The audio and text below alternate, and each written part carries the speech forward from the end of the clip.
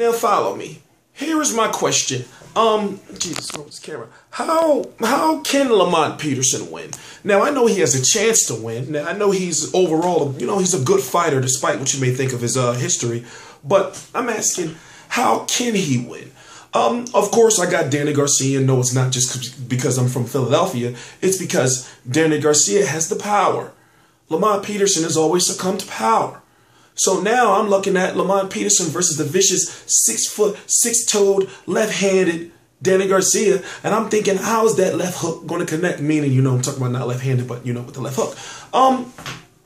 Lamont Peterson may be able to win on the cards. But will he go that far? Does he have the power to be able to stop a guy like Danny Garcia? Danny Garcia has shown us that he had a solid chin, but at the same time, Danny Garcia hasn't really been cracked in quite some time. So I'm thinking, what can Lamont Peterson do outside of outwork Danny Garcia maybe?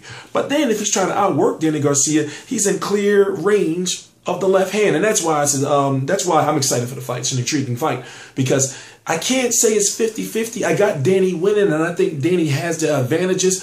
But at the same time, Lamont Peterson is dangerous. So if you don't know, Lamont Peterson did miss weight initially. He came in at 143.2. He did drop that 0.2 of a pound.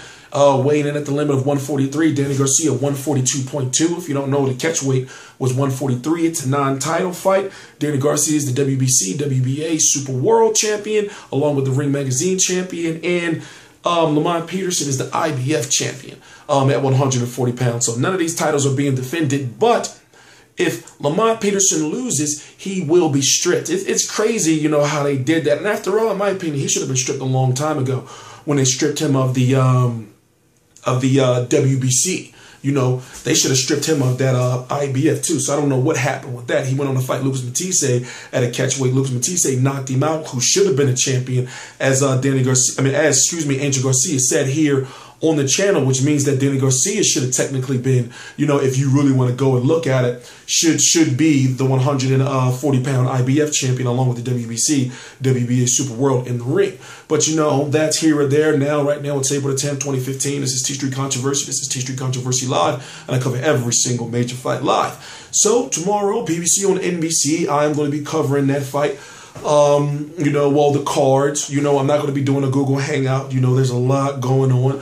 I'm going to actually be postponing Google Hangout until, put it this way, there's a lot going on. So if I go to Mayweather Pacquiao, then Google Hangout. But Google Hangout is going to be postponed until, I don't want to say, but I got a surprise for you guys in a way. So it's some things you've been asking me for, and we're just going to leave it at that. Overall, if you don't know, Danny Garcia is right now in a situation where he has a lot to prove as far as he's got a chip on his shoulder, because with the Rod Salka and Mauricio Herrera he had of 2014, he's in a situation right now where his image is kind of tarnished. And one way he can fix that is go out there and literally knock Lamont Peterson's head off. Not decapitate him, because then he'd be dead. We don't want Lamont Peterson to die. But what I'm saying is, he's got a really in wrestling, you only get 1 hour every 100. Yeah, this is coming from my editor over at Real Combat Media. And basically, we're all asking the same thing. It's like, what's going on with these fighters not being able to make weight lately? Like, what's going on? Lamont Peterson missed weight by, 2 attempts. He did make it. But it's like, really? Like, what is going on? They got to clean this stuff up. Anyway, I look at it like this. I got Danny Garcia, and I got Danny Garcia by knockout. Only why? Because Lamont Peterson's been knocked out before. He's been down multiple times in his career. And honestly, in my opinion, Danny Garcia hits harder than Lucas Matisse. Just my opinion. Lamont Peterson was in fear of Lucas Matisse. He's not in fear of Danny Garcia, but yet at the same time, I really feel Danny Garcia is going to go out there and, and make some work of him. I really feel that way. Unless Danny Garcia is going to have, put it this way, he didn't look drained or anything at the media day, you know, and weighing in at 142, I would think that, you know, since it's not at 140, that this should improve his chances to win. If he does win, it's looking like that he's going to move up to 147 pounds. The content, interviews, and all that information is right here on the channel, also on Real Combat Media. And what I'm saying is this. During the media workout, they were asked the same questions over and over and over again, but in different forms. Now, what I got from compiling all that information and go on the channel and check out the footage as well, is that if he was to stay at 140, the fight would have to be in June or July. If it's in August or something like that, he's moving up to 147. Now, when it comes to him versus Adrian Broner, it's not happening. It's not happening. As far as where those titles are going to go, to me, I'm thinking that it may be Adrian Broner versus Viktor Postol. I'm thinking that, I'm really thinking that Viktor Postol also was fighting on the undercard untelevised as part of the step-aside agreement. So in order for Danny Garcia to fight Lamont Peterson, he was supposed to fight Viktor Postol, mandatory defense. Haymon and them, they gave Viktor Postol, you know, some money, and they fight Lamont Peterson.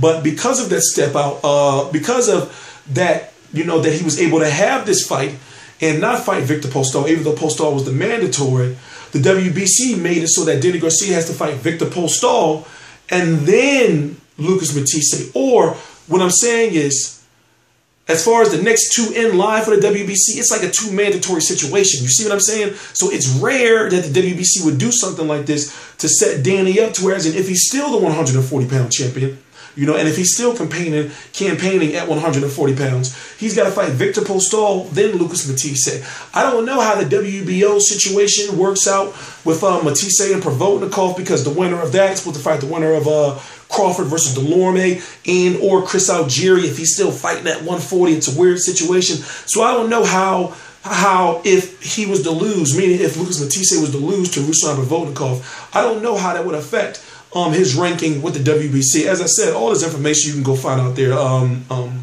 yourself on your own. So as I said, for some reason, man, I'm seeing Adrian Broner versus Viktor Postol for that WBC title, which is one of the reasons why you won't see Adrian Broner going up to 147 to fight Amir Khan. It just don't make no sense to me, you know, because it's like you're at 140, you're very close to a title shot, you're going to move up to 147 just for, well, anyway, and I don't think Haymon would do that. He's not even answering the phone. In fact, he should give tomorrow's credentials.